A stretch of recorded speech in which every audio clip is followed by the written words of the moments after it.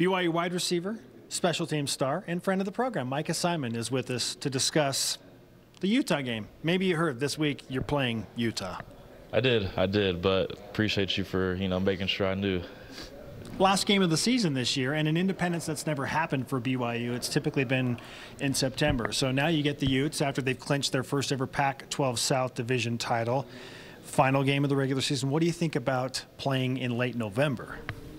It'll still be fun. At the beginning of the year is what I've been used to the past few years, but beginning, middle, or end, it's still our most important game of the year. As players, we know that. As coaches, they know it, and we're looking really excited for it. How does that affect your preparation, knowing this game's different? You really just put everything on the line. I'm sure we'll have some tricks up our sleeves, ready to lay out on the line that we've been practicing for a while. Not sure when to use them in other games, but, as the last regular season game, you're kind of ready to just put everything out there to get that win. I asked your coach, Kalani Sitake, about the impact that weather could play in this game, because in the forecast right now, snow is slated for Thanksgiving Day, Friday, and Saturday. If it is snowing on Saturday night, what kind of a game do you anticipate between the Utes and the Cougars? It's you never want to really think about the weather, but sometimes it's kind of hard when you're just standing out there and it's snowing and your visor is wet or your gloves are wet. But we'll just have to adapt to it and just execute whatever's called. You can't blame the weather.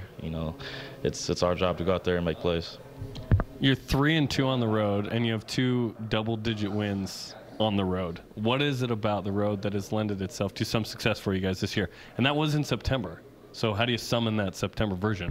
Yeah, it's something we kind of talked about as a team earlier this year. Just what do we need to do to play the same no matter where we are? And we came up with some different things, but the only thing we really look at is just bringing that same passion that you have, kind of on the road to, maybe, quiet the haters or, the fans on the other team as, just the same thing at home. We're playing for our fans at home, and, we want to show them the same passion that they show us.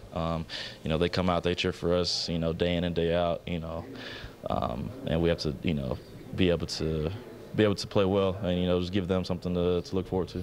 You've been to Rice-Eccles Stadium. You've played there. You've done this with your teammates. How would you explain that experience playing in Salt Lake City in this rivalry?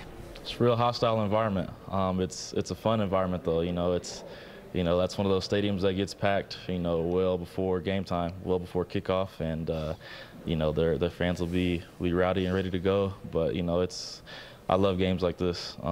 It's why we play sports for the biggest games. You've talked a lot about kind of mentoring and talking with Zach Wilson, giving him a hard time and whatnot. This is a kid that grew up a Utah fan.